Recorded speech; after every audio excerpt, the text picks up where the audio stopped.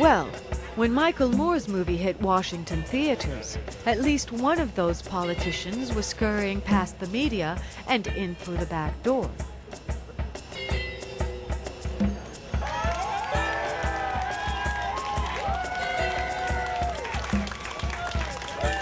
There is a very portentously offered reading at the end of Michael Moore's dreadful film, where he says, Orwell said, George Orwell said, and then he reads something that George Orwell in fact did not say.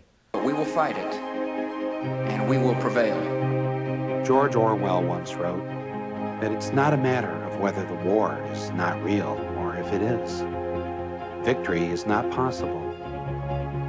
The war is not meant to be won.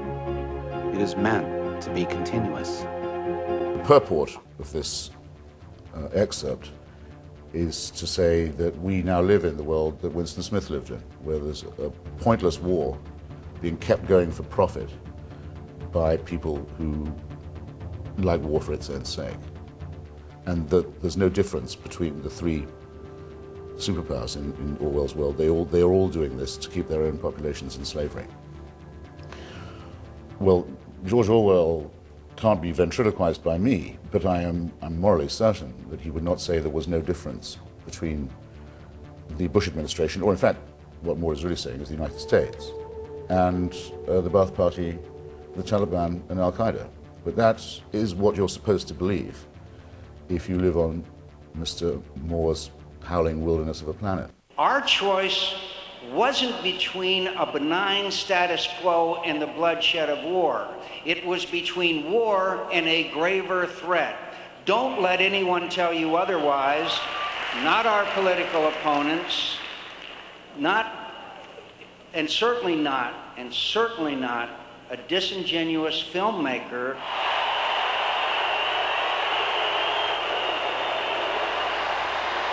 who would have us believe that Saddam's Iraq was an oasis of peace, when in fact it was a place of indescribable cruelty, torture chambers, mass graves, and prisons that destroyed the lives of the small children inside their walls.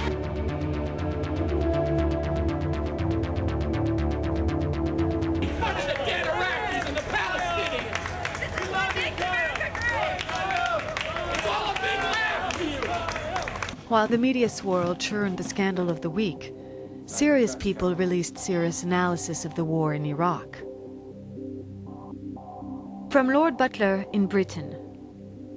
It is accepted by all parties that Iraqis visited Niger in 1999. The British government had intelligence from several different sources indicating that this visit was for the purpose of acquiring uranium. When Wilson was going around saying that the president lied and that he'd exposed that lie, the media gave him the warmest reception. I saw it. I was in green rooms with him. He was basically getting slapped on the back and high-fived, and nobody asked him any hard questions about his associations with groups on the left or with groups that are funded by the Saudis. When it turned out, as it recently has, that he had told lies and that his information was incorrect and that his assertion that the president didn't know what he was talking about, all turned out to be wrong. Suddenly, you can find stuff about it, but there was very little attention to this. In the attacks on America a year ago, we saw the destructive intentions of our enemies. This threat hides within many nations, including my own. In cells and camps, terrorists are plotting further destruction and building new bases for their war against civilization. Politicians have to make decisions on imperfect information. We all do that as part of everyday life, but of course it becomes more noticeable the more important the issue. I believe that the world is a far safer place and a far better place now that Saddam's been removed from power. I think anyone who doubts that probably has never studied the man. He had not given up his desire for weapons of mass destruction, as is shown by the fact that the inspectors after the Second War have found that the long-range missile programs were fully reactivated and were working at full speed to make long-range missiles with large payloads. Now, that point is very important. Why do you need a large payload? The only logical explanation is you want to put a nuclear weapon on it. From the Senate Intelligence Committee. American intelligence agencies had a long paper trail documenting ties between Al-Qaeda and the regime of Saddam Hussein. In the Weekly Standard, which is now I think the flagship political weekly of the intelligent right, I think there have been 3 reprints of the speech Mr. Clinton gave, laying out the case for the removal of the Saddam Hussein regime and saying that because of its continuous links with terrorism and encouragement of gangsterism, and because of its promiscuous attitude towards the Non-Proliferation Treaty and other matters, that it would come to a point where the United States would have to take it down. It makes the clear case that we know we've caught them trying to help bin Ladenist types, and we've caught them cheating on weapons of mass destruction. That with this, as I say, so palpably on the record that you see pictures of Terry McAuliffe, chairman of the Democratic National Committee, with his arm around Michael Moore. That's a scandal. And from the bipartisan 9/11 Commission. Terrorism is a clear and present danger to the United States. It must be battled militarily, diplomatically, and legally. It cannot be reasoned with. It cannot be denied. It can't be ignored. The Iraq Survey Group and the WMD Commission are the latest to have documented the intelligence problems exposed by the failure to find stockpiles of weapons of mass destruction. Neither concluded, however, that the intelligence was politicized or that Saddam had abandoned his plans for possessing them in the future. According to the Iraq Survey Group, Saddam aspired to develop a nuclear capability in an incremental fashion, but he intended to focus on ballistic missile and tactical chemical warfare capabilities. Did Iraq under Saddam Hussein develop WMDs? Yes. Did they use them? Of course, on the Kurds, on the Iranians.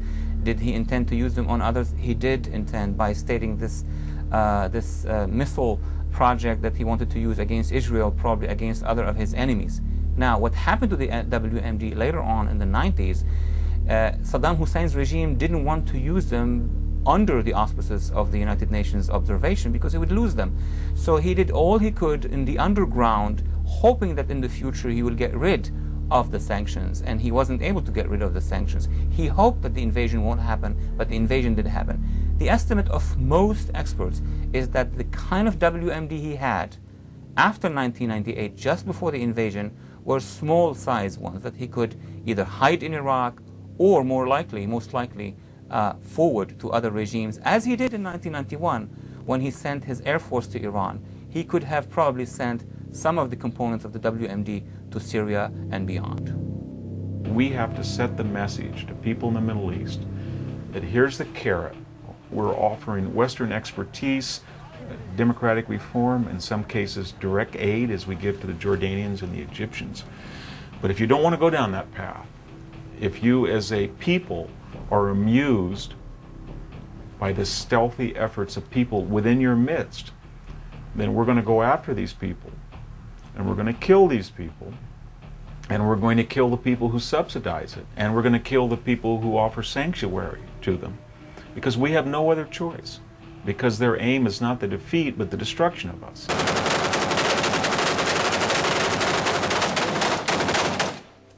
Both countries, Afghanistan and Iraq, now face an uncertain struggle for the future. But both, at least, now have a future.